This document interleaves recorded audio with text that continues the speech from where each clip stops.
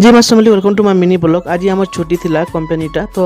आम गोटे जगह बुलवाली जाऊँ आई मीन गोटे डी मार्ट के जाऊँ यहाँ देख आम गोटे टेम्पल आम 4 जन सेयारिंग कलु यहाँ यदि अंकल कि आमको 40 टका एक्सट्रा नहीं गली यार काଣା कहला करब कह देख फाइनाली आम पहुँची गलु डी मार्ट नहीं कि और डी मार्ट भीतर भीड़ तुमको देखुचे के भीड़ थी आज जे कारण कि छुट्टी थिला ना सब तो पूरा एत भीड़ जे ना कहन यार बिल करवाले तो पूरा घंटा घंटा लगी आम तो जन के आगे ठिया कर देदेनु और पछे आम सामान घिनिक आनलु जिन किनी और देख फाइनाली आम सब सामान घिनिक बाहर के पलि आसनु यहाँ बाहर देखो जगह भीड़ था भीड़ जी यहाँ देख पूरा पूरा खेचई भीड़ आज एत भीड़ पूरा बहुत आज भीड़ थी देख आम आसलु सुगर कैन जूस पीलु एक्चुअली आमके गुपचुप खाबार था लेकिन गुपचुप काଣା कहब यार 30 टका कि 60टा गुपचुप देवे आम नहीं खेलु देख यहाँ केते बड़ झंडाटे उड़ूचे देख